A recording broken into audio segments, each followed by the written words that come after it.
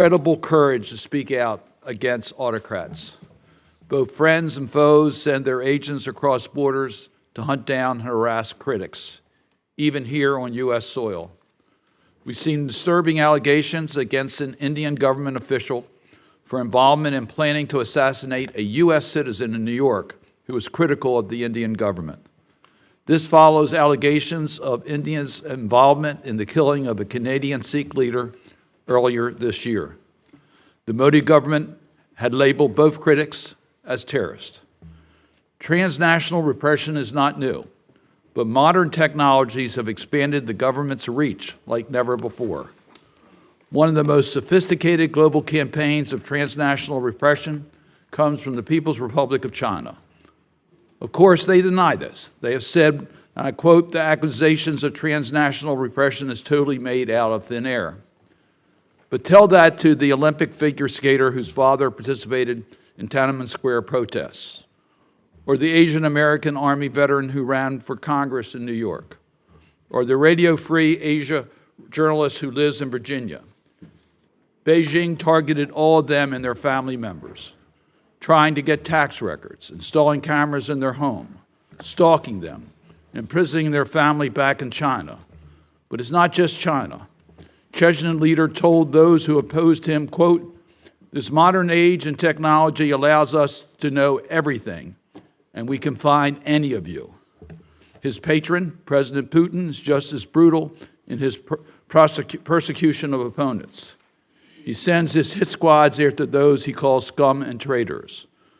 So I want to begin this hearing by thanking our witnesses, not just for coming to speak to us about this absolutely critical issue, but for your bravery and courage in the face of these attacks. And I'm going to have more to say about each one of our witnesses. This is a distinguished panel that have been on the forefront of the fight for human rights, and we thank you very much for your courage, and we particularly thank you for being with us today to share what we can do in regards to this important issue. Your continued dedication to defending human rights and democracy is an inspiration. As you all know, this is a deadly, serious threat to the safety of diaspora and exile communities. They use slander and libel laws to attack human rights defenders in court. They threaten the family members of dissidents who still live back home. And as you know, they have no problem physically assaulting or even killing to make their point. This oppression is not only felt by the direct victims of the agents of these regimes. By going after one or two critics, they send a message to the entire exile community. You're never safe anywhere, not even if you are in a democratic nation, not even if you have political asylum. That's what makes transnational repression so chilling. It forces many to stop speaking out or end their activism altogether.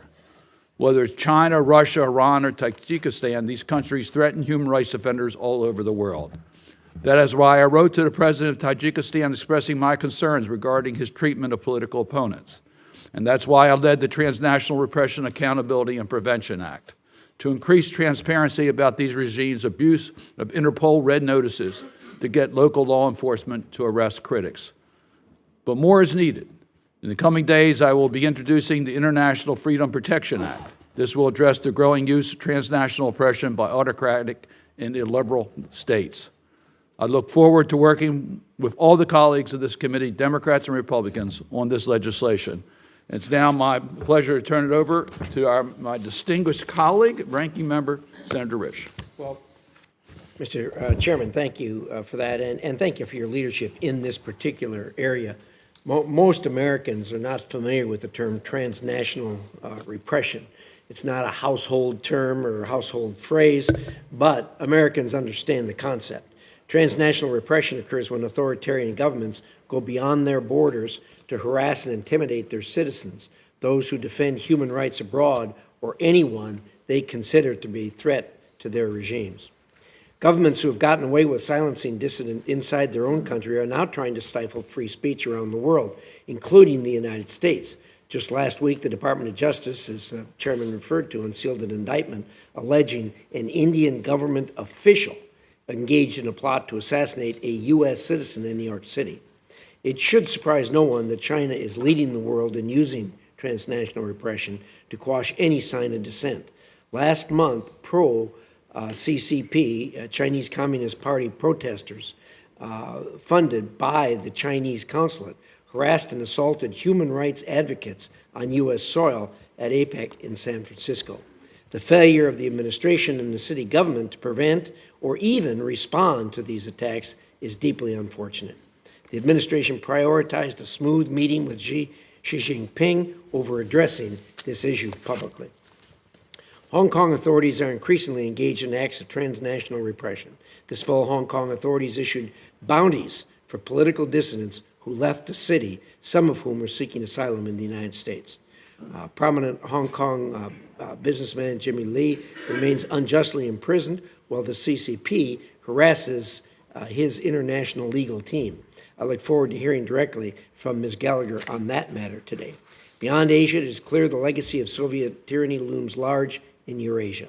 Russia sends its operatives to poison, intimidate, and sometimes assassinate members of the opposition and dissidents in exile. A few years ago, the Russians actually shot a man in the head in a public park in Germany in broad daylight. They also poisoned a man in a park in England in 2018, which a lot of us, of course, are very familiar with. There's no boundaries that they will respect, and that is clear.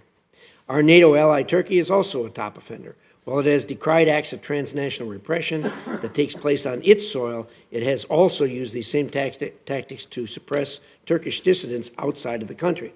This is evidenced by its pursuit of members of the Gulenist movement, including former NBA player Enes Kanter Freedom, who has had his Turkish passport canceled while abroad. Interpol red alerts issued for his arrest, and threats so aggressive the FBI has issued him a call button. The Iranian regime is another egregious yet unsurprising offender.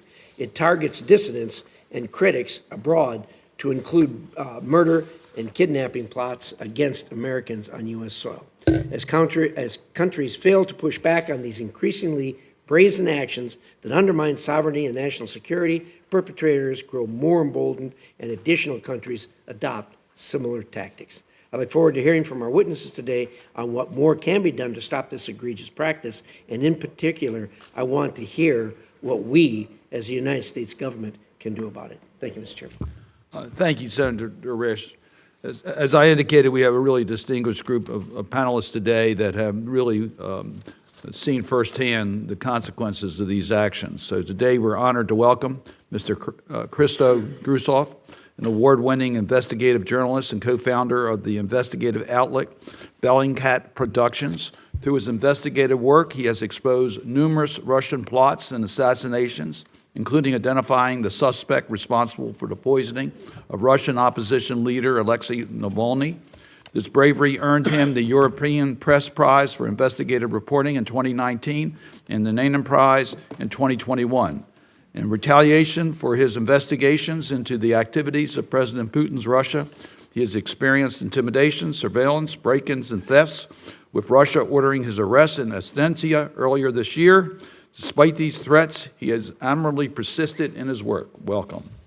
We are also welcoming Michael Abramowitz, the president of Freedom House, an organization that's been critical in shedding a light on transnational repression and broader threats to democracy globally. Mr. Abramowitz has demonstrated his deep commitment to supporting freedom and democracy around the world through his illustrious career, which includes leading the U.S. Holocaust Memorial Museum's the Vine Institute for Holocaust Education, and 24 years at the Washington Post, in which he covered many of my activities in the state legislature and in the Congress, and I don't hold any grudges. It's nice to have you here, Mr. Abramowitz. I'm also honored to welcome Ms. Keelune Gallagher, a human rights and civil liberties lawyer currently serving as the international legal counsel to the pro-democracy businessman and publisher Jimmy Lai. Through her career, Ms. Gallagher has represented many journalists, activists, and human rights defenders. For years, the People's Republic of China and Hong Kong authorities have targeted her for her work on Mr. Lai's case, including through death and rape threats, cyber attacks, and threats of prosecution and extradition to Hong Kong. Despite these attacks, Ms. Gallagher bravely continues to seek justice for Mr. Lai. So welcome to all. Mr. Grusoff, will start off with you. Your full testimonies will be made part of our record. You may proceed as you wish. We would appreciate it if you would summarize in approximately 5 minutes.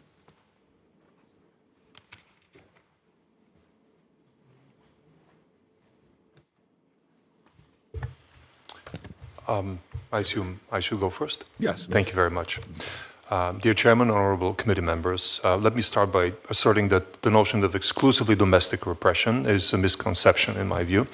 Any bad regime, if left unchecked in the pursuit of suppressing domestic competitors, critics, or simply inconvenience, will ultimately extend its repressive machinery across its borders. And we've seen that happen with Russia. Initially directed towards its own citizens globally, this apparatus ultimately will target anyone, whatever nationality, perceived to obstruct their pursuit of eternal authority. Over the course of almost a decade, I and my investigative partners have scrutinized Russia's repressive operations, encompassing both judicial and extrajudicial methods against its own citizens. Our investigative team, comprised of my former colleagues from Bellingcat, The Insider in Russia, and Der Spiegel in Germany, laid bare a systemic and industrial-scale operation of repressions. This apparatus targets hundreds of Russian political activists, journalists, and former intelligence officers who have turned, or perceived to have turned, against the regime. The overarching objective of these repressive operations appeared to be either assassination or intimidation through the threat of assassination of these activists. While our initial belief was that these repressive measures exclusively target Russian citizens or former Russian citizens, we saw a much broader scope. Notable instances of the former include the poisoning of Russian activists on Russian soil, such as Vladimir Kara-Murza, an American resident who was poisoned twice, the near-fatal poisoning of Alexei Navalny in August 2020. Beyond Russia's borders, individuals like Sergei Skripal and his daughter Yulia barely survived the Novichok poisoning by a group of GRU spies in Salisbury. An innocent and random British woman became an unintended victim of this bungled operation.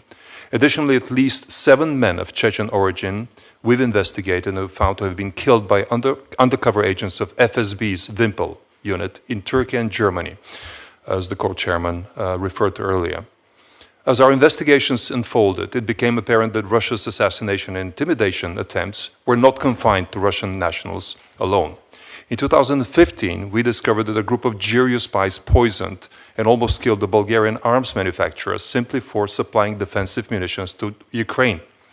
In the past 12 months alone, my Russian investigative partner Roman Dobrokhotov and I have become targets of both judicial and extrajudicial persecution.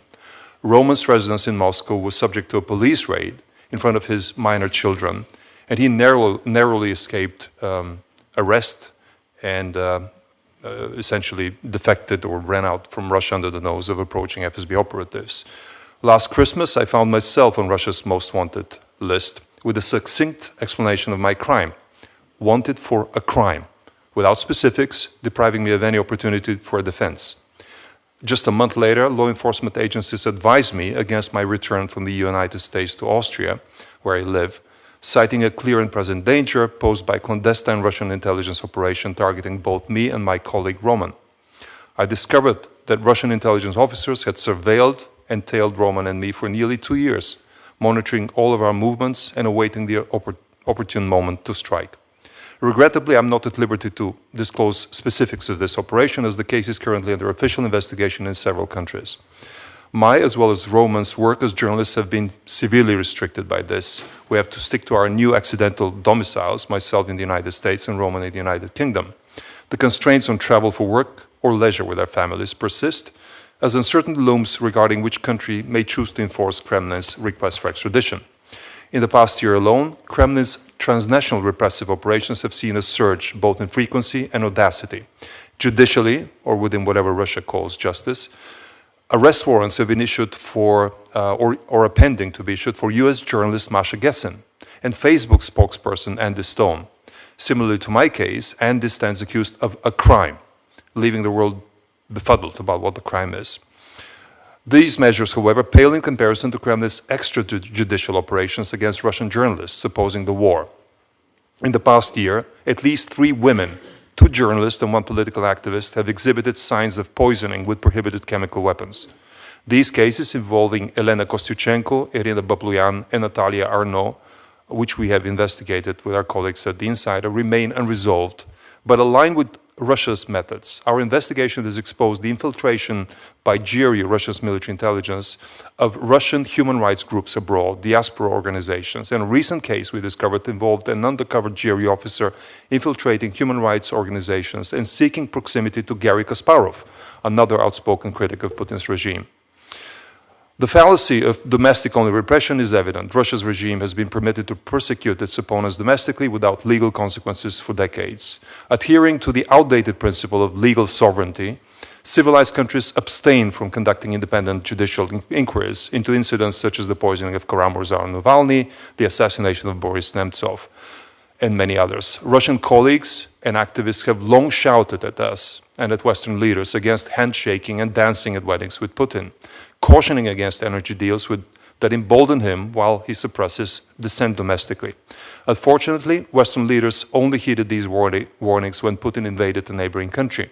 And there is a risk of these leaders growing wary amongst the protracted war and shaking hands soon again. Only today, Putin arrived in Dubai to artillery salute, and this is a victory for him. It is imperative for us to acknowledge that as long as rogue states like Russia benefit from judicial sovereignty over its own people, they remain incentivized to treat the rest of the world as a playing ground for pursuing their so-called national interest against an ever-expanding list of targets. Thank you very much.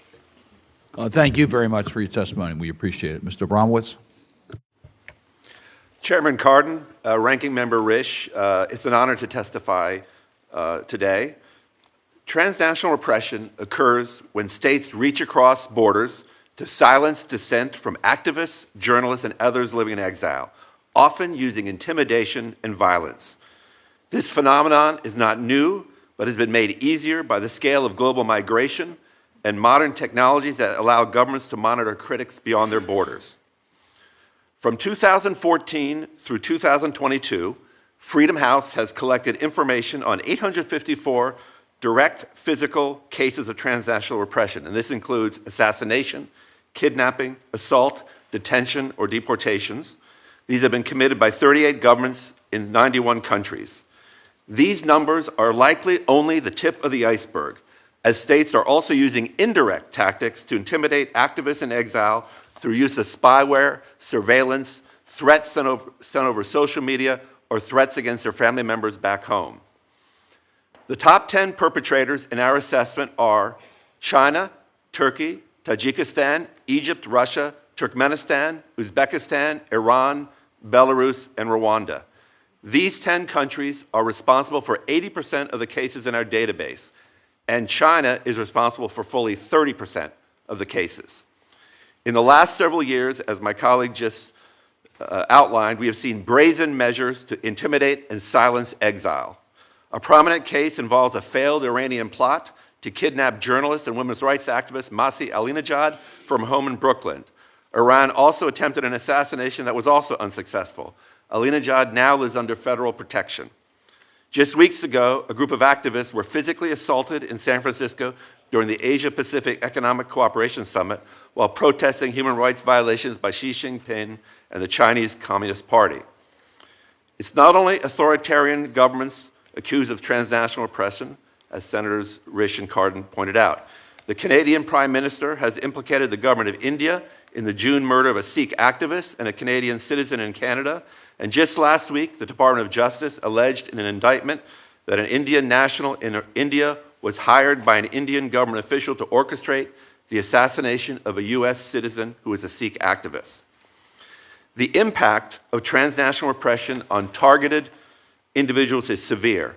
People's physical safety is endangered, their travel is complicated, their houses are surveilled in the US and elsewhere, they are harassed online and offline, and communication with family and friends living in the country of origin is fraught.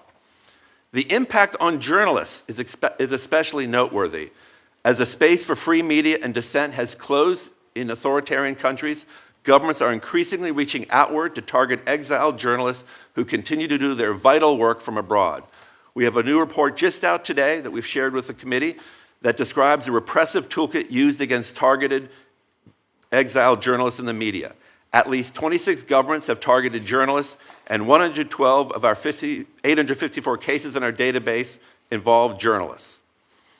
We urge Congress to strengthen the U.S. response to transnational repression and ensure that the U.S. has the tools needed to protect those within our borders for years to come. Transnational repression is a direct attack on our security and rights. First, Congress should pass legislation to address gaps in the U.S. government's response to transnational repression. This includes codifying a definition of transnational oppression, ensuring government officials who may encounter perpetrators or victims of transnational oppression receive the training necessary to recognize and respond to the problem, and strengthening sanctions authorities to make it easier to hold perpetrators accountable. The Transnational Repression Policy Act, which was introduced by Senators Merkley, Rubio, Cardin, and Hagerty, includes provisions in all these areas, and we urge its passage. Second, Congress should establish clear pathways for exiled human rights defenders to receive permanent legal status when needed. Democratic governments should consider appropriate mechanisms, including providing special visas, such as humanitarian visas or visas for human rights defenders, activists, and journalists, to help them receive legal status, and should ensure those individuals are not being denied legal status as a result of illegitimate criminal charges leveled against them by origin country governments. Finally, Congress should urge the executive branch to continue to raise transnational repression as a priority issue with our partners and allies. The United States must not hesitate to raise this issue directly at the highest levels with those countries perpetrating transnational repression, even when those perpetrators are close partners such as Saudi Arabia and India. Transnational repression is a violation of rights and sovereignty and breaks the bond of trust that must exist for deep cooperation between nations. Whether a government engages in transnational repression should be a factor, a significant factor, determining the nature of bilateral relations and the closeness of any partnership. Thank you for your time, and I look forward to your questions. Thank you for your testimony. Mrs. Gallagher? Thank you, Chairman. Thank you very much, Chairman Cardin and Ranking Member Risch, and thank you for casting a light on this vitally important issue of transnational repression. In my time today, I wish to focus upon two countries, Iran and China.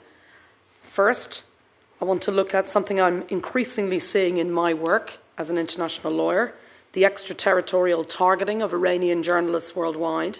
And second, I want to give the very stark example in Hong Kong of transnational repression and reprisals against those supporting Jimmy Lai, my client, the renowned pro-democracy campaigner, media owner and writer imprisoned in Hong Kong. And indeed, this hearing is timely. Mr. Lai turned 76 this Friday. It's approaching the third anniversary of him being in custody, consistently since December 2020. And on the 18th of December, he's facing a trial under the much maligned, rightly much maligned, national security law. But that's an example of not only diaspora and exiled communities being targeted by the Chinese and Hong Kong authorities, but anyone who dares to stand up and speak for Mr. Lai's rights. Now, those examples illustrate that the nature of the threats faced by those who speak truth to power is changing, and the actions we take to combat those threats must change too, and change urgently. So, first example, Iran's targeting of journalists globally. I've given you more detail in my written testimony, but in brief, I would say this. It's often said that journalists don't want to become the story, but I'm afraid given Iran's actions today, we must discuss journalists' stories. Iran has a long, shameful history of targeting journalists on its own soil, arresting them, accusing them of espionage simply for doing their jobs. And those tactics have been used for many decades. But I now see 4 new developments which are particularly troubling. First, Iran using tactics which are routinely cross-border, targeting those using the long arm of the state who work as journalists anywhere across the world, including Voice of America here, BBC News Persian in the UK, Iran International, Deutsche Welle, Radio Farda. And it attempts to silence them both through lawfare, weaponising Iranian laws, and a range of extra-legal tactics. Second, and importantly, as the only woman on the panel, I wanted to highlight the fact that many of Iran's transnational attacks on journalists are gendered and misogynistic. Women journalists face particularly egregious transnational attacks. I want to give 2 examples of that. First, with my client's BBC News Persian, one involved a presenter being photoshopped into a pornographic image, which was then sent to her 14-year-old son in London at his school. Particularly chilling, demonstrates that they know where he goes to school, sent to his headmaster. A second is fake stories stating that a BBC News Persian presenter had been raped by a colleague known to Iranian audiences. And a fake photo blog was produced showing her with her illegitimate child. And later her father was hauled in and interrogated by authorities in Iran, where he lived. Officers told him that she'd hidden this from her family. She was so embarrassed about having been raped by a colleague. Third tactic is that Iran's also now using collective punishment of those connected to those journalists in Iran. So they combine external tactics outside Iran with internal tactics in Iran to target family members and sources. And fourth, Iran's conduct against journalists has escalated to include routine and regular credible threats to life, including the kidnapping of a French journalist in exile, Ruhollah Zan, him being returned to Iran and executed. And indeed, we've seen now in the last year in particular, individual chilling examples morphing to become a systematic tool in the Iranian authorities' global toolbox. And the committee may be particularly interested in the analysis done by another one of my clients, Paul Caruana-Galizia, the journalist, in a series for Tortoise, specifically about Iran's transnational tactics. In February of this year, the UK's security services, MI5, revealed that UK authorities had discovered at least 15 threats to kidnap or kill British or UK-based individuals perceived as enemies of the Iranian regime since January 2022. That's 15 in 13 months, more than one a month. And it's why Iran International had to suspend their operations in the UK and be based solely from Washington because they couldn't be protected adequately by UK authorities. Next example I want to turn to, and I'm happy to answer more questions about this also, concerns China and Hong Kong. And it's little wonder that since the passing of the national security law, a number of states suspended their extradition arrangements and recognised that Hong Kong was now trying to use the long arm of the state to silence critics around the world. Because the NSL, of course, is dangerously vague and broad. Virtually anything can be deemed a threat to national security under its provisions. It can apply to anyone on the planet. We saw a very grave escalation earlier this year with the bounties on the heads of 8 exiled activists and language being used by John Lee, calling them street rats and saying that they would be hunted down and pursued for life. But I want to give a specific example about Jimmy Lai. Earlier this year, this committee heard from his son, Sebastian. And Sebastian himself, simply for campaigning for his father, for leading the Free Jimmy Lai campaign, has been targeted himself. He has been threatened in state media. He's been interrupted when he addressed the Human Rights Council in Geneva in June 2023. It's been made clear to him that if he ever returns to Hong Kong, he himself may be criminalised. My colleagues and I, as members of the international legal team for Jimmy Lai and Sebastian Lai, have been subjected to a range of actions. And importantly, none of us are Hong Kongers, none of us are in exile, none of us are dissidents. We are international lawyers working for our clients, seeking to hold China and Hong Kong to account for flagrant violations of Jimmy Lai's fundamental rights protected by international law. Now, what we're experiencing doesn't come anywhere close to the most extreme examples you've heard about today. But just before I conclude, I want to just highlight 4 tactics used against us. First, attacks in Chinese-affiliated state media directed at me, particularly as leader of the team, but also importantly, directed at Jimmy Lai. And the suggestion is that Jimmy Lai, by instructing international lawyers, by his case being brought to the United Nations, is in collusion with me, engaging with a foreign agent and committing further criminal offences, that I am also committing criminal offences. It's outrageous to think that by using mechanisms established internationally to hold states to account for violating international law, both Jimmy Lai and we as his lawyers can be accused of being criminals. Second, we've seen formal statements from the Hong Kong authorities accusing us of committing criminal offences for doing our jobs. Our crime, being lawyers, doing our jobs. Third, we've had an extensive and prolonged campaign of hacking attempts and cyber harassment, much of which has also been misogynistic and sexist, distressing and frightening, including multiple death, rape, dismemberment threats to me, threats to my family members. And the timing and content of those attacks are plainly designed to stop me doing my job as Jimmy Lai's lawyer. They come thick and fast on key days for the case. I woke up this morning to 17 different rape and death threats on a day when I'm giving evidence before this committee. And it also includes spying attempts, which are sophisticated and concerning and often involve privilege fishing, if I can put it that way, seeking to obtain legally privileged, sensitive information about clients or others. And I'm happy to answer further questions on that. It's also involved intimidatory physical surveillance. Now, that campaign by China, Hong Kong to silence dissent and critical voices and to shut down scrutiny of international scrutiny of their actions is comprehensive and sophisticated. It doesn't just extend within its own borders to individuals such as Jimmy Lai. It doesn't just extend to those who the Hong Kong authorities erroneously describe as self-exiled, such as the individuals with the bounties. It extends to anyone, anywhere in the world, who dares to question their narrative, regardless of their nationality. And these are deeply concerning issues, and I thank the committee for casting a light on them today, and I'm happy to answer further questions. Well, let me again thank all three of you. This is chilling information you're presenting to us. I think we know what's happening, but it's when we hear it spelled out the way you all have laid it out, it really does present a damning situation where transnational repression is really eating at the core of our own democracy, because many of the victims are being prosecuted because of participating here in the United States in our open society.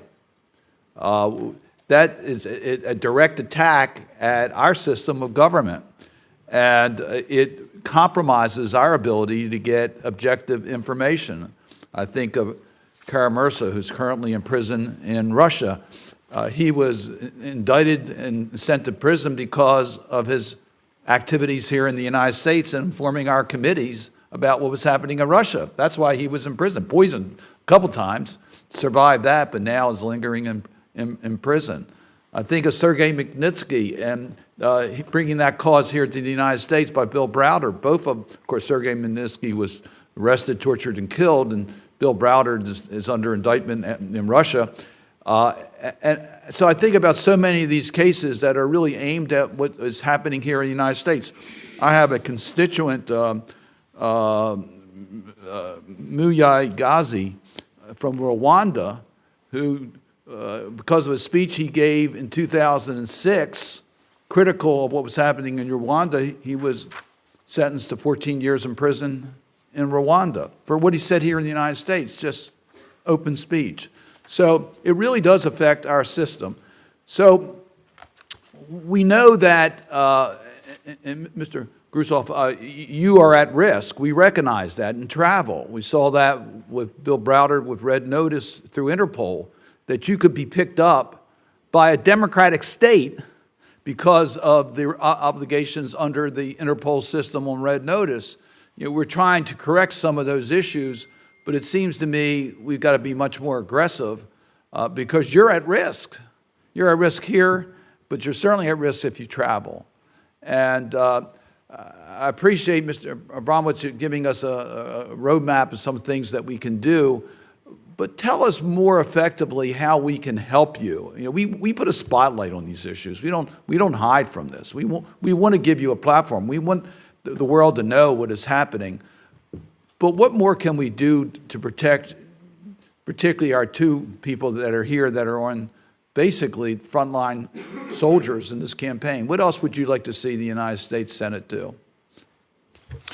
I would just take a minute to suggest that the United States can take a more leading coordinating role in helping law enforcement across Europe, for example. Many of the crimes against many of the examples of transnational aggression do not happen on American territory.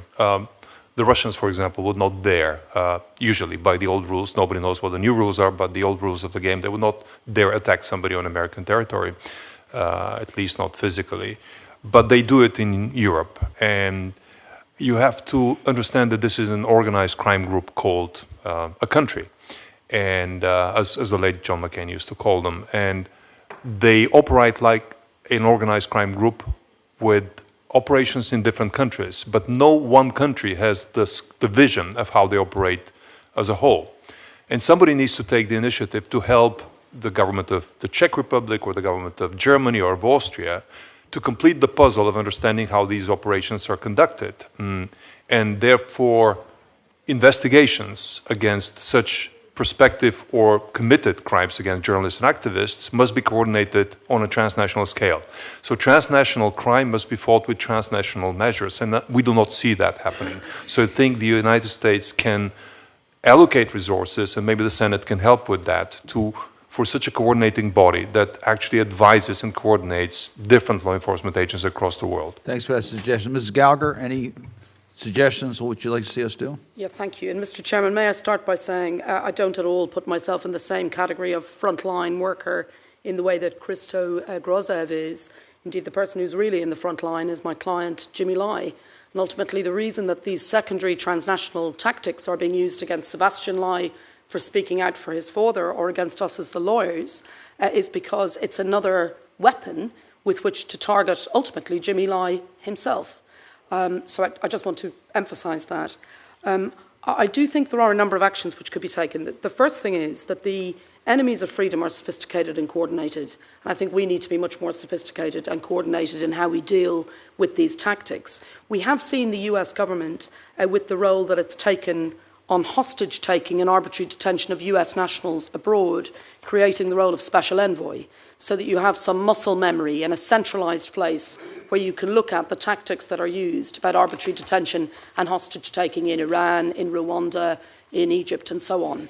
And it seems to me that an equivalent centralised type role in relation to transnational repression could be very important and powerful. Because what I find in these cases is when I'm dealing with transnational repression in cases concerning Saudi Arabia, for example, I deal with officials in multiple countries who are starting with a blank sheet of paper and who simply don't know the tactics that you then see when you're dealing with, for example, China, Russia, Iran. So it seems to me internalised, centralised coordination could lead to more sophisticated policy making in this field, and the US would be well placed to take a leadership role in relation to that. Similarly, in many countries in which I act, in which there is transnational repression, and indeed as a victim of it myself in the UK, I often find that police forces aren't centralised. So you get some tactics, for example, which are picked up because someone complains to their local police force in Nottingham. That's something that's happened with China for people working in relation to Hong Kong issues, where some academics in the north of England have complained to their local police force, and there's no centralised knowledge base where people can go. So I think democratic states who are experiencing this just need to get more sophisticated in looking at having a centralised way of dealing with it. I also think it's important that we tackle the bag carriers who are facilitating this happening. Now, some of that may involve, in a case like Rwanda was mentioned by Michael earlier, in the case of Paul Rusesabagina, the way in which he was kidnapped and brought to Rwanda did involve a European Union registered airline company with a private jet picking him up in Dubai and bringing him to Rwanda in a kidnap attempt. Now, it seems to me we need to look at what action is taken in relation to a private company, a European Union company, which facilitates that. In relation to Hong Kong, what do we do about companies and other entities who are unwitting or otherwise involved in these actions? Now, some of them are witting bag carriers, but some of them are unwitting. And in that, I would highlight the role of tech companies who often are used for cyber harassment and don't have very sophisticated ways of dealing with it. Thank you very much. Senator Risch. Well, thank you, Mr. Chairman. First line of questioning from Mr. Grosev. I'm always struck that every time we see a Russian poisoning case, they use the same poison all the time, it seems like, and it's also one that is easily identifiable and traced back to the FSB or one of their agencies. I'm assuming this is done to send a message as much as anything else, that they're doing this and they're not trying to do it secretly. They want people to understand what they've done. Am I right in that assessment?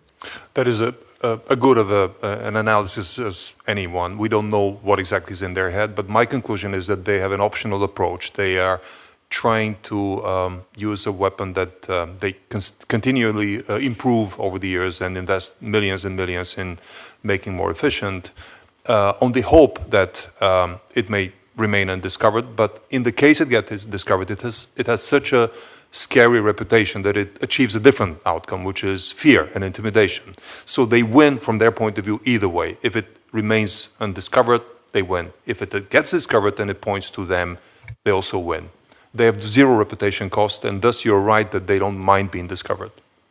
Well, and on top of that, the Russians are notorious that when they do get caught red-handed, whatever they're doing, they just lie about it. A good example of that's the invasion of Ukraine. They get on TV all the time and say, well, this wasn't our fault. America did this. America caused this. It's phenomenal that they can do that, and yet people shrug their shoulders and walk away from it. So anyway, well, listen, for all three of you, I have a question that I'd like to, perhaps a general answer, and time's limited, so if you'd give me as brief an answer as you could, I would appreciate it.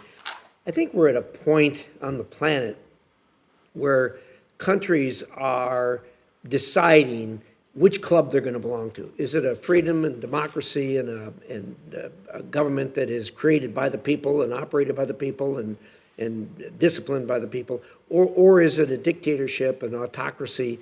And of course, the two governments operate very, very differently.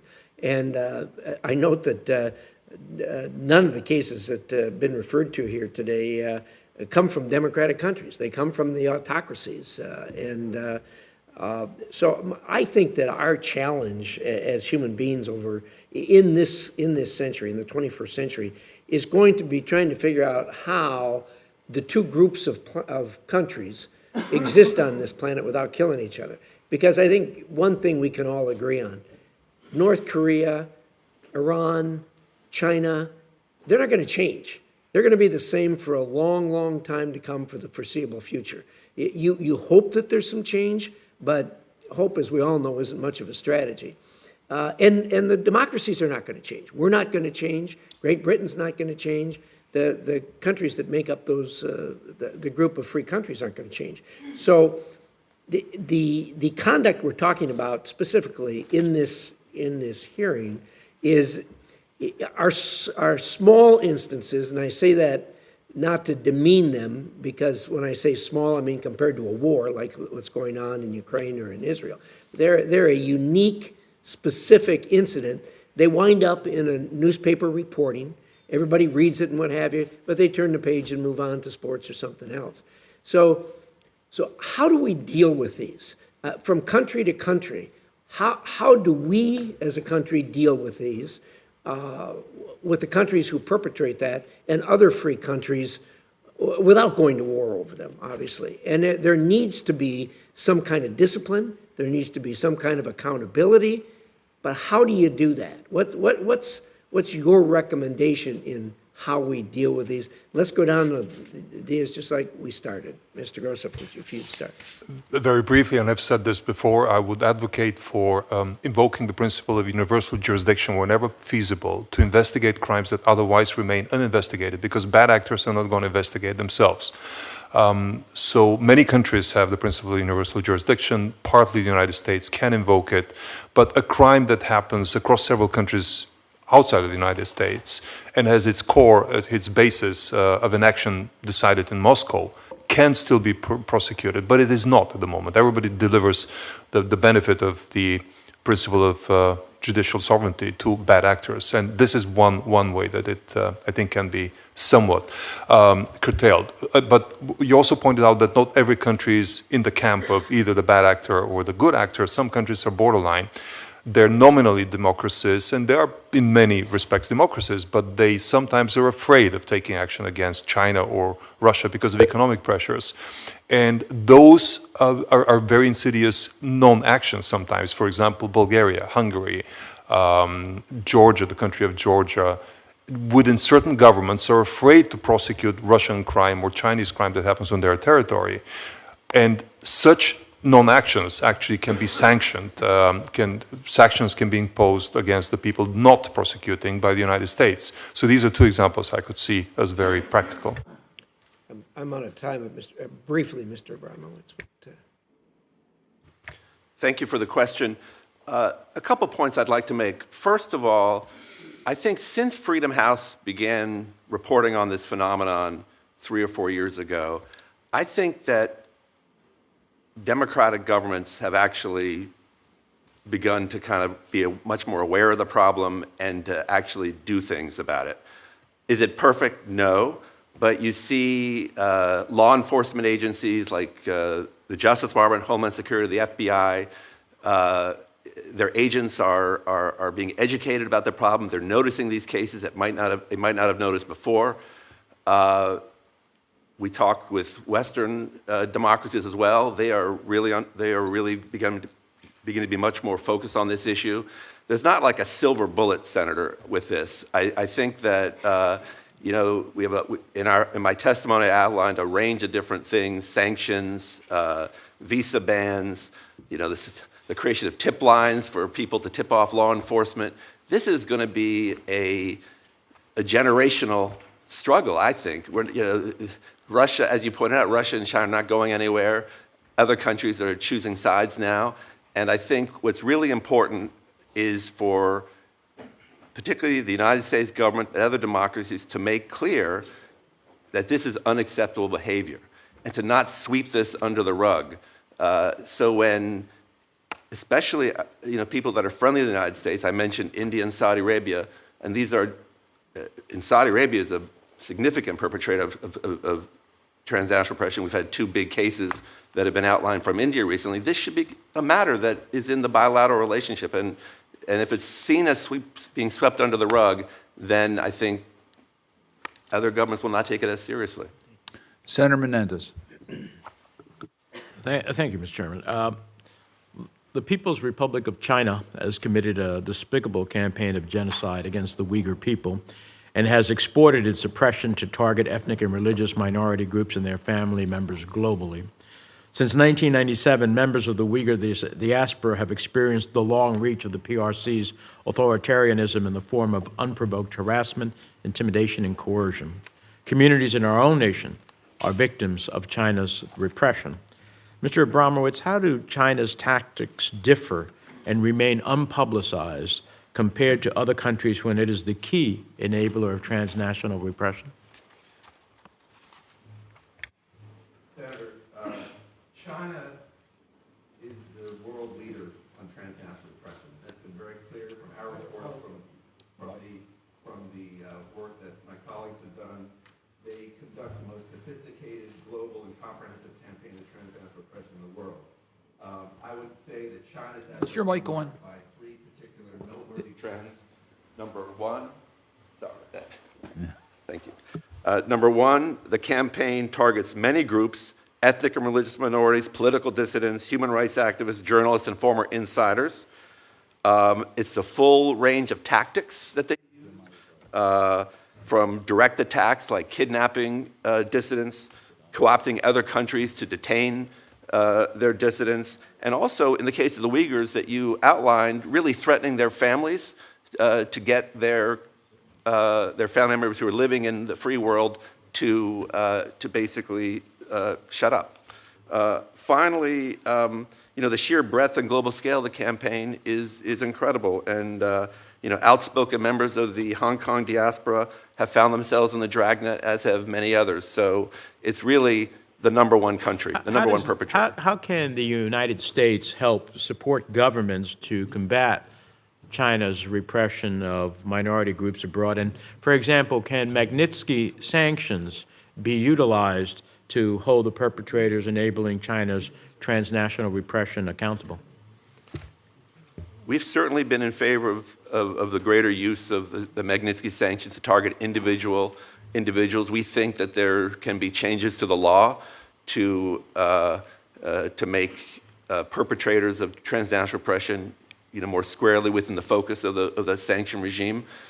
I would also say, you know, I think it's very difficult to influence China directly, but you know, one of the themes that we've looked at Freedom House over the last 5 years is China's efforts to, you know, co-opt international fora like the Human Rights Council in Geneva. It's really important for the United States to really combat China's efforts in fora like that.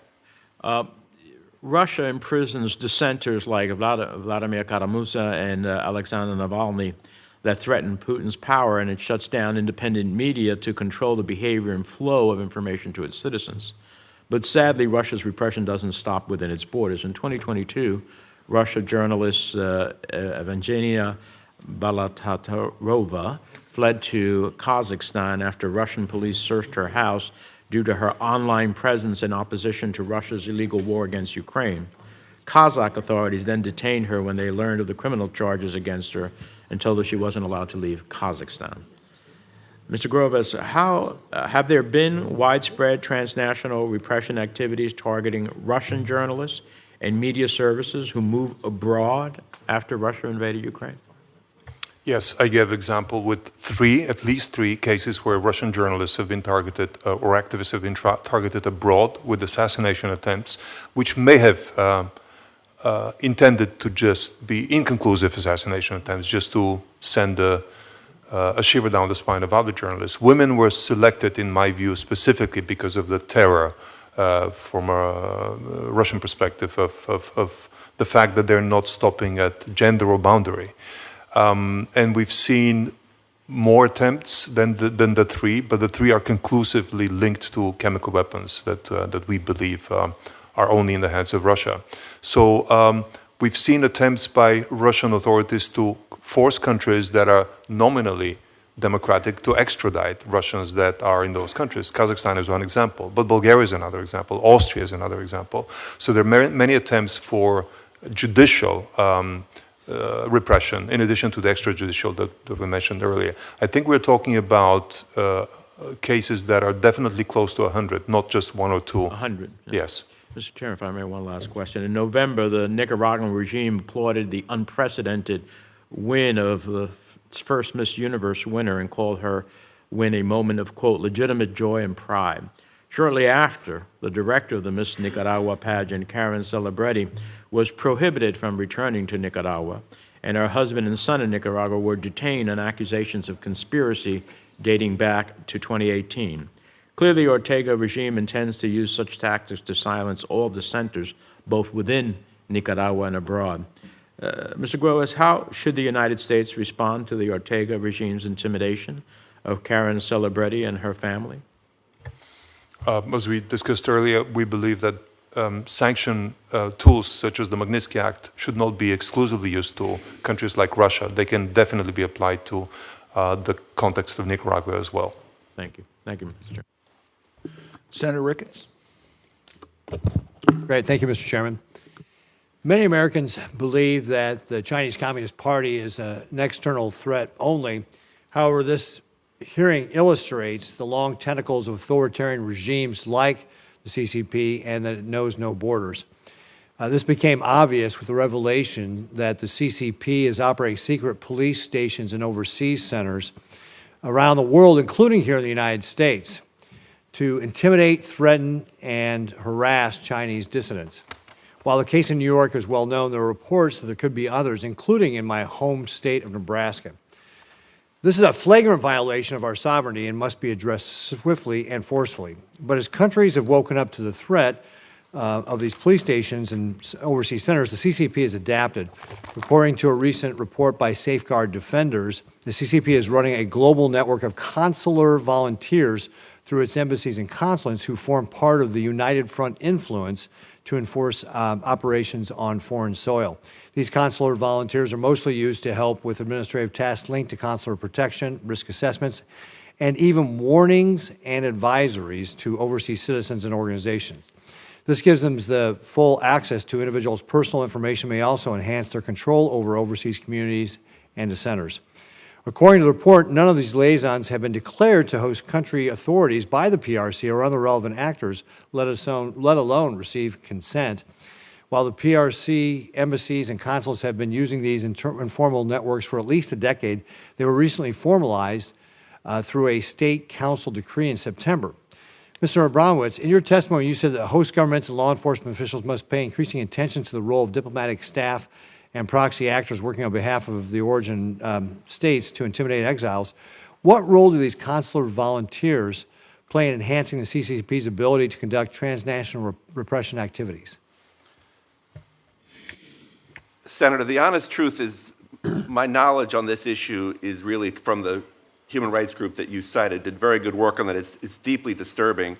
We were encouraged to see, an April indictment for 2 PRC nationals arrested on suspicion of operating one such police station in New York. So this issue is beginning to kind of get greater attention. I think the point that I would just simply make is that, the 850 or so cases we've had of physical transnational oppression, the murders, the renditions, so forth, that's just the tip of the iceberg.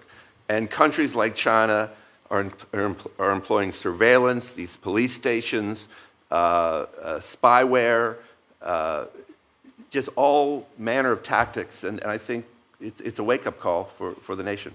Are there things specifically we can do with regard to these consular volunteers, or how do we work better with our allies on these?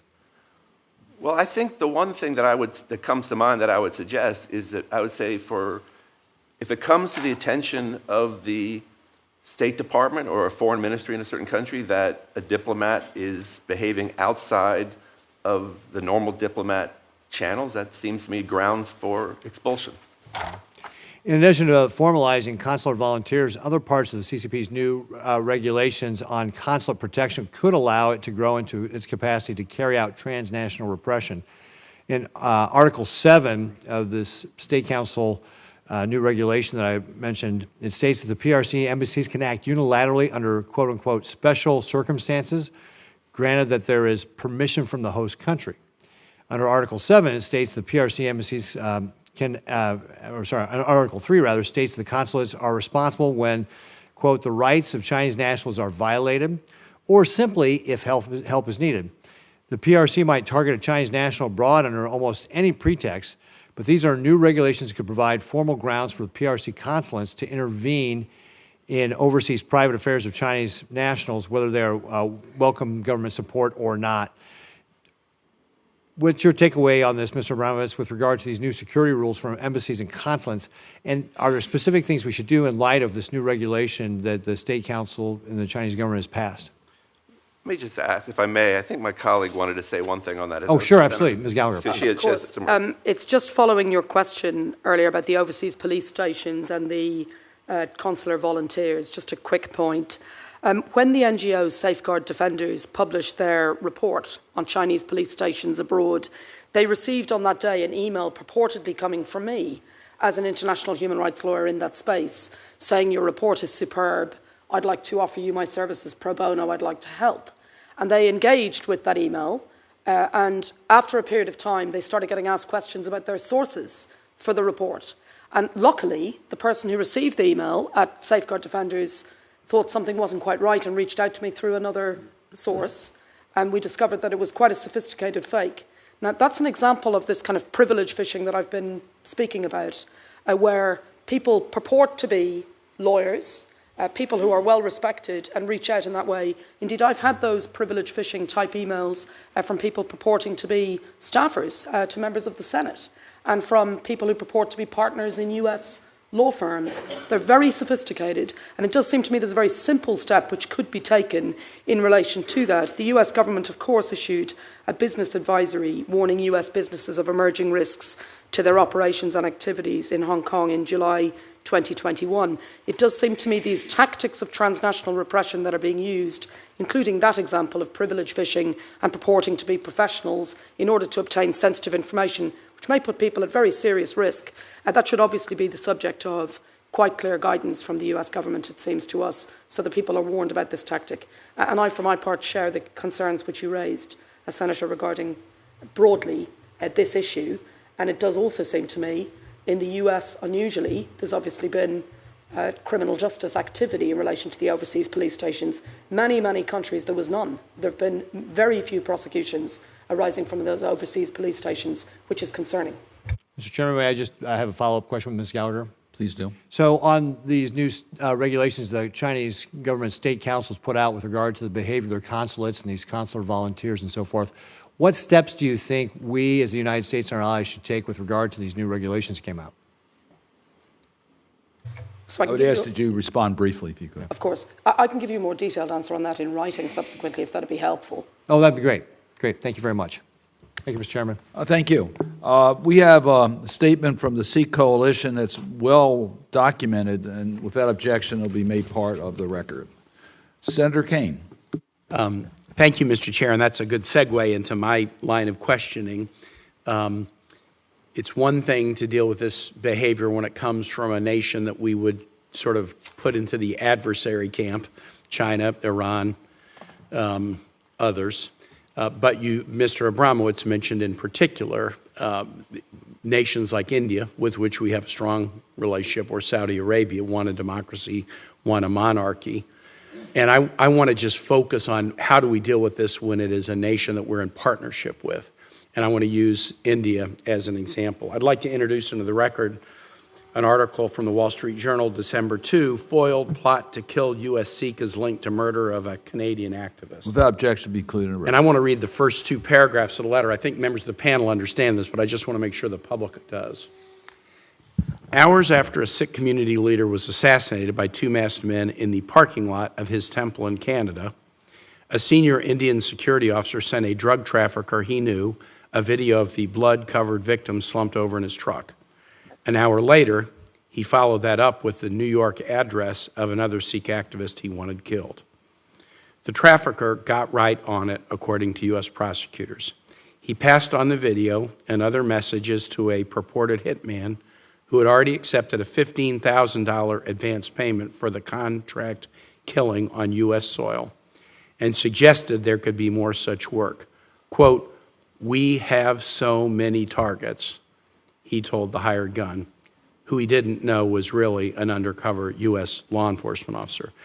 That's the case that has been recently brought in federal court in New York, connecting to the murder of the Sikh activist in the suburb of Toronto. And it is highly, highly disturbing, to say the least. And that quote, "we have so many targets," is something we need to pay very serious attention to. It's interesting to note that the Indian government's reaction to the prosecution in the United States has been somewhat different than to the claim that their intelligence officials, at least one official, was implicated in the murder in Toronto. When the Canadian government, Prime Minister Trudeau, raised the issue and laid out the evidentiary case, the Indian government responded in a very negative way and asked Ottawa to recall about 40 Canadian diplomats that were in India. When the news of this prosecution in the United States came out, the Indian government at least suggested they were somewhat concerned and potentially chastened by this story, and their comments have been a little bit more reasonable. But we often say we're the oldest democracy in the world and India is the largest democracy in the world. This is not the behavior of a respectable democracy.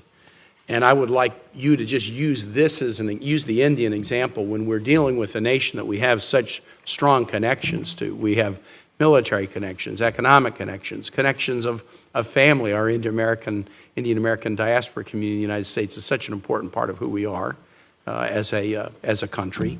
What are the strategies you suggest that we use in dealing with nations that we traditionally count as friends?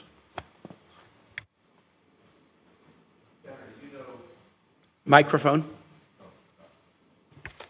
Sorry, can you do that better? Sorry about that. You know, what I can say on this, I honestly don't know more about these cases than is in the public record so far. This is all coming to light. It strikes me that one thing that's very important is to get more information about India's activities in democracies out there in the open. That strikes me as something that this body could obtain from sources within the U.S. government, I think, and to publicize as much as you can. So be transparent about what's going on. I would say the only other thing that I would add is that if you look at Freedom in the World, which is our canonical annual survey of political rights and civil liberties in the world, you see two broad trends. One is authoritarian countries kind of getting stronger, but you also see backsliding among established democracies. And clearly India is one of the cases that have been where there's been this kind of backsliding. So the kind of overseas activities that you are alluding to is also part of a backsliding, a democratic backsliding. Thank you. And just one last comment. I want to thank Ms. Gallagher for being here representing my profession, the legal profession. The targeting of lawyers who represent political dissidents, human rights activists is a long-time strategy. There's a case decided by the U.S. Supreme Court in 1963, NAACP v. Button, that came out of Virginia when Virginia tried to pass both criminal statutes and ethical rules to stop lawyers from taking on school desegregation cases. And when dictators want to go after political dissidents, they usually start with the lawyers, but it never ends there. Thank you for your work. I yield back, Mr. Chair. Senator Van Hollen. Thank you, Mr. Chairman, and thank all of you for your testimony here today. And to Ms. Gallagher, let me just thank you for your ongoing work with Jimmy Lai. A couple years ago, former Senator Toomey and I teamed up and we passed the Hong Kong Accountability Act to provide the executive branch with more tools to go after both Chinese government officials as well as folks in Hong Kong who are cracking down on dissent. And I'm pleased it's been used. Obviously, we need to do a lot more on that front. Mr. Abramowitz, great to see you. Let me thank you for all you are doing at Freedom House. And in your testimony, you say, for too long, democracies have missed or allowed the actions of authoritarian countries inside their borders. Such a pattern of impunity has emboldened states to act abroad without fear of consequences. And that, of course, is what we're focused on in this hearing. There is a little-known provision in the Arms Export Control Act that prohibits arms transfers to any countries that are, quote, engaged in a consistent pattern of acts of intimidation or harassment directed against individuals in the United States. Not just citizens, not just green card holders, individuals in the United States. Now, some of the countries we're talking about today are countries we obviously don't sell arms to in any form: China, Russia, Iran.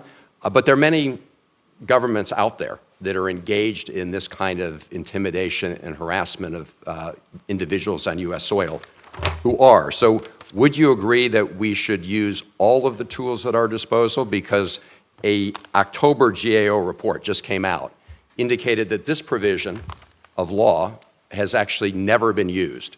So one of the things we're looking at is requiring the administration to come forward with a report identifying which countries would trigger this provision. Is that something you would support? I would be, what I can commit to, Senator, is I can have my staff look at the proposal and we can come back to you with a considered answer on that. I mean, the one thing that comes to mind in your question is that one of the key tools of transnational repression is the use of spyware. That's something that has been done by a number of different countries, and I think there was an executive order earlier this year. I'm going to get to that. That's my next question. Oh, okay. My point being is that I think really being careful about exporting spyware to those countries that could use it as part of transnational repression strikes me as a right. But this is a provision. I gather. I'm not sure. I don't think anybody was really focused on this provision. Yep. And it's embedded in our law, yes. And I'm going to be working to make sure that we reactivate it or activate it since it's never been activated. Well, we'll have my team. It's not an automatic tool. Yep. It doesn't require cutting off arms transfers, but it's a tool that the executive branch has never used. So I look forward to working with folks on that. Let me talk about the spyware issue because it is a very important issue. You mentioned it in your testimony. You just mentioned it now. Of course, NSO technology was used to go after Khashoggi, specifically targeting his fiancée. We also know that in addition to NSO technology, there's been this predator software that's been used. So the administration has taken some actions, but this is the tool. These are the tools of choice of authoritarian governments and other governments. Some have been mentioned today that are our close friends that use to either go after dissidents themselves, or these are companies that sell their wares in many cases to authoritarian governments and other governments. What more can we be doing to make sure that these tools of choice sold by private companies can't be abused in this way. In fact, it turns out the Predator software was used to target a couple members of Congress recently. So can you just speak to this? I mean, I think it's a very serious problem that you're raising. I think that, two things that come to mind. Number one is the U.S. government can give, extra scrutiny to applications from companies that are seeking to export products to those countries that may be engaging in transnational oppression, the so-called unfree countries, or that would be one thing that I think, extra scrutiny to these applications. I think that governments can look at the research done by Freedom House and other human rights groups to look at those countries that, could be qualified for that. I don't think it's a big secret. And I think that to the extent that export controls exist, they need to be carefully and thoroughly enforced. It's not a silver bullet. No, I understand. It's not just the countries, though. Right now, we just have lots of private entities that are engaged in these kind of activities. So it seems to me we need to do a much better job of figuring out how we target them, and that ecosystem, to the extent their software is being used by foreign governments to crack down on dissidents. And obviously, there are important good uses, like for the U.S. government to have surveillance technology, but this is a very different use of those technologies. So I see that I'm out of time, but I'd like to commit that my team will get back to you with a thoughtful response on that question. I think it's an important issue. Thank you. Yeah. I'd also like to add something on spyware. I can add more detail in writing, but I've also, through my previous work prior to acting for Mr. Lai, those technologies have been used against me in relation to cases that I've done in respect of Saudi Arabia and a number of other countries. And it does seem to me one of the key issues, as well as the issue of export licensing applications, is the protection of end-to-end encryption, because increasingly what I see, which is concerning, is a naive notion that somehow you can have a backdoor in relation to end-to-end encryption, which good actors can use and bad actors can't, and it's very concerning. And I think that's an issue that we need to flag as well. I know it's referred to briefly in the Freedom House report that's been published today. So you protecting end-to-end encryption. Protecting end-to-end encryption, but that's a key part. For dissidents. Yeah, no, I think that's a very important point. Thank you. Thank you, Mr. Chairman. Certainly. Senator Merkley? Well, thank you very much, Mr. Chairman, and Mr. Abramowitz, thank you for the work of Freedom House. If we were just kind of ballpark estimating between the year 2000 and 2023 the increase in transnational repression actions within the United States, how would you characterize that? It's hard for me to give you. I mean, what I can tell you is the facts. We've documented this since 2014. We've documented 850 different cases. We'll be out in January with an update to our report. I expect there to be many, many more cases. I mean, this is a very old tactic. Dates, the murder of Trotsky in Mexico is. Case well, one, but I think what I would say is that the conditions are and the belligerence of the authoritarian countries is just definitely increasing. Well, it certainly anecdotally has in the impression is a massive increase. And one of the top actors, the top actor, according to Freedom House, is China. And on our Congressional Executive Commission on China, which I co-chair, we've had a lot of examination of this. And we realize that very few incidents get reported. But those that do get reported can range from someone walking up to a Chinese American or a Chinese national in America and saying just simply, we know who your family are back in China, and walking away. Or it might be an email that says that, or a text message that says that.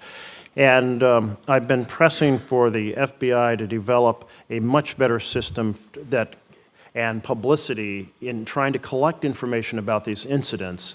And of course, there's a trust factor that has to be established. People are afraid to report. Do you have any recommendations on how we can see more of the iceberg that is hidden from us about the extent of transnational repression going on, suppressing freedom of assembly, freedom of speech here in the United States?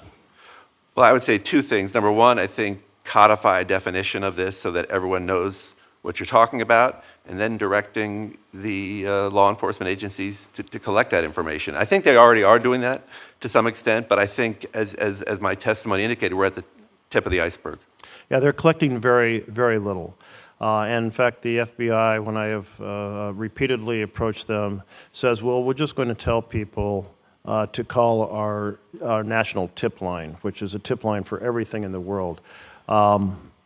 There has to be some type of higher trust portal, Chinese language speaking, assurances to communities that their information is highly protected, and so forth. At least that's certainly what I've been hearing from others. I guess, would you share that perspective?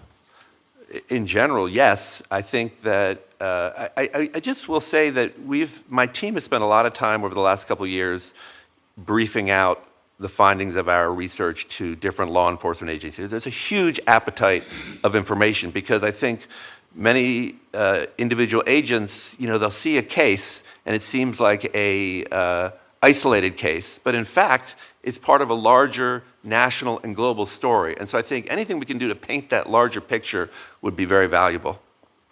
Well, I do appreciate that you highlighted the act that a number of us have put together, including the chairman and Senator Haggerty, and the chairman now pursuing a broader bill or I guess maybe more targeted bill, but to take on transnational repression. I think this is such an important growing challenge. And in that context, I think many would be surprised to find that Turkey is among the top 5 offenders. Turkey, a NATO ally. Given that we have so many dynamics that interact with Turkey, including a military base there, common NATO membership, and so forth, what more can we do to bring an end to or dramatically diminish transnational repression by Turkey? Well, as you suggest, Turkey has been on a campaign since the 2016 coup to hunt down and track its critics who are living abroad. I think it's very important for the United States to assist victims. I think it's important to not deport people back to the country of origin. I think it's a very hard challenge. We have other security interests with Turkey. One thing I would just like to say, which I haven't had a chance to say today, is I think there is one silver lining to this whole situation, and it's a terrible situation, but I do think that Americans and others, because of the publicity and the greater publicity of this problem, are beginning to see the nature of authoritarian regimes. So they understand that what happens in China is not just happening in China anymore. What's happening in Russia is not just happening in Russia anymore. The rights of people inside democracies are directly at threat because of this. The free speech rights, as one of my colleagues just said. So I think it's a very important point. So I think anything we can do to get more information out about the size of this phenomenon is really important. Well, I'll just close by noting that among the recommendations you had was for us to provide permanent legal protection to human rights defenders, to journalists who are under attack, and I certainly would second that. Thank you very much. Senator Shaheen. Thank you, Mr. Chairman, and thank you to each of you for being here and for your ongoing work. Mr. Abramowitz, in your opening statement, you mentioned Belarus, I believe, as one of the top 10 countries that is behaving in a way that promotes transnational crime. Yesterday, I had an opportunity to meet with Svetlana Tikhanovskaya, who is here. She is, I think most of us believe she is the real leader of Belarus, having won that election against Lukashenko in 2020. Her husband has been in prison since that time for his effort to try and challenge Lukashenko, and she was recently sentenced in absentia to 15 years in prison. Can you talk about, and I would ask each of you on the panel if you have thoughts about this, about whether you see regimes like Lukashenko working with the Kremlin mimicking what Putin has done, or are these efforts by authoritarian leaders to work together to deploy intimidation tactics and do all of the detentions, acts of violence, all of the things that you all have outlined? Well, first of all, thank you for that question. We actually at Freedom House yesterday welcomed Natalia Pinchuk, the Right. the wife of the Nobel Prize winner, Mr. Blavatsky, to Freedom House. Yes, I had a chance to meet with her as It's well. a heart-rending story. Not just her husband, who's in a penal colony, but 1,500 other Belarusian political prisoners. The point that I would simply make is that the autocrats are learning from each other. Putin was the original kind of modern-day autocrat, and his tactics are being copied by other autocrats, including Lukashenko, and including one of the most brazen cases of transnational oppression, you know, the forcing down of the airplane so he could arrest the blogger. Do either of the other panelists have thoughts on this? I would completely agree with Mr. Abramovich. It's a copycat situation, especially with Lukashenko. Although he was chronologically before Putin, created his model before Putin. But what has to be clear is that there's no assumed collaboration between them. There is actually a lot of distrust, and this is something that can be used in thinking how to maybe topple this autocracy on a smaller scale. Now, Russia does not trust Lukashenko's own loyalty forever, and Lukashenko himself does not trust that Russia will not overtake Belarus and make him just a figurehead. This is an important discord that is not it's latent. It's under the surface. We've seen evidence of this on the surface. For example, when Lukashenko arrested 33 Russian mercenaries thinking that they were sent by the Kremlin to topple him just before the elections in 2020. This is a good example of the paranoia that is in his head. There's occasional collaboration between the intelligence services, but there's generally distrust.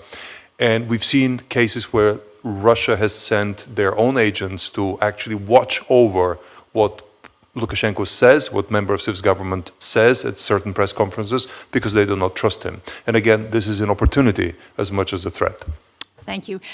Ms. Gallagher, I actually have a different question for you, because I think you suggested the idea of a special envoy for transnational repression. And I'm not sure which of you talked about improper detentions, illegal detentions of American citizens. And having worked on some of those early cases and helping to develop legislation around creating a fusion cell here to support victims of that kind of repression, can you talk about what more we ought to be thinking about in terms of supporting victims, not just going after the perpetrators, but what can we do to support victims and their families? And I really like the idea of the special envoy. I think that makes a lot of sense. Well, first of all, thank you very much for the very important work that you've done in this space. Unfortunately, in my work, I often deal with journalists, human rights defenders, pro-democracy activists, bloggers, cartoonists, who are arbitrarily detained by authoritarian regimes for doing their work. And one of the difficulties you have is that you can't, as a lawyer, use the usual legal tools you have, because you're dealing with a regime which doesn't play by the rules. These are not rule of law compliant countries. And one of the things where I think the US has shown real leadership is in centralizing its learning in those cases. I do think the special envoy works very well.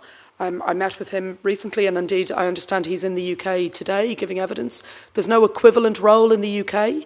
So what I see time and again in the UK is the complete blank sheet when you have a case like this, which is very problematic. The other issue that we have, and Jimmy Lai is a good example of this, is that sometimes there is a lack of awareness that when you're dealing with Hong Kong, for example, you are dealing with a regime which is now in the same category as Iran, Egypt, Saudi Arabia, in these kind of cases. I do think in respect to victims, one of the real problems that I see, and this is, I see it in the UK, but also Australia and a number of other jurisdictions, there's a real lack of aftercare for victims. So quite often what you have is someone who's been subjected to arbitrary detention, the most horrendous violation of their rights, often in circumstances where they're in solitary confinement, they may have been subjected to torture and so on. When they return, the support drops off a cliff. So sometimes they're provided with very initial support from a psychiatrist or psychologist, but the gap is then filled ordinarily by civil society organisations or by fundraising.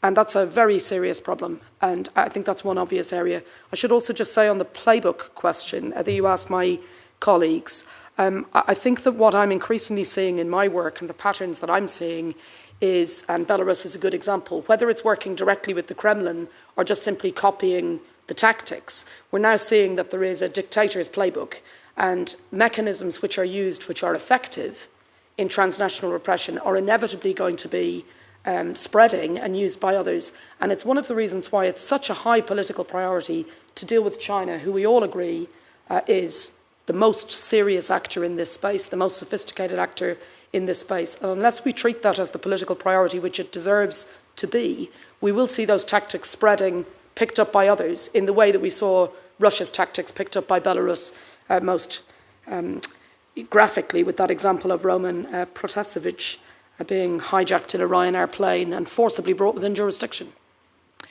Mr. Chairman, can I ask one more question for the panel? Since you've all mentioned China, one of the things that we're seeing happening in China is an extensive collection of DNA by the Chinese.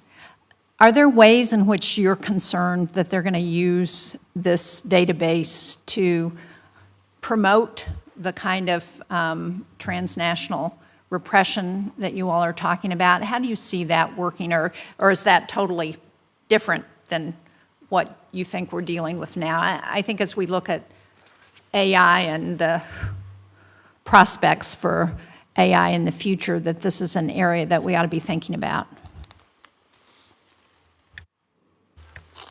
Senator, all I can say is that we are deeply concerned just in general about the quote-unquote bad uses of technology. We just put out a report at Freedom House. We did an annual survey of online rights. And what was very interesting about the report was it showed that, number one, traditional repression, censorship is increasing online, but also AI is now being used to kind of turbocharge human rights violations, to spread disinformation, to make it easier for the authorities to censor. So I think, in general, that's very concerning, and the collection of that kind of database sounds disturbing to me as well. Any other thoughts about that?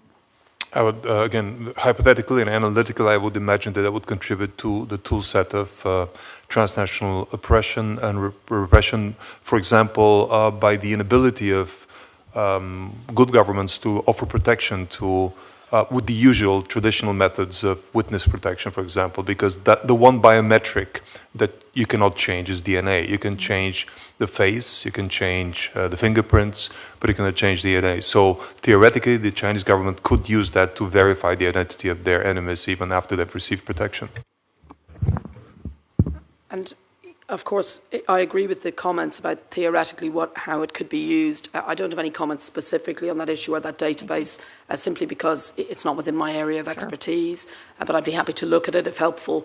I would say just generally that I think it's right that you're raising the question, because I think in relation to China, what we've seen is increasingly creative use of lawfare, weaponization of the law, increasingly creative use of technology in order to extend the long arm of the state to target people internationally, wherever around the world they may be.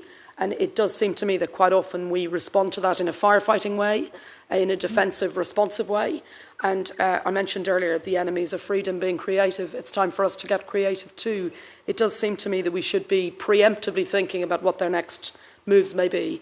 So I welcome the question, although I can't give you a specific answer on it. Thank you. Thank you, Mr. Chairman. Senator Kaine, I was going to ask if you had anything further. Once again, let me thank our witnesses.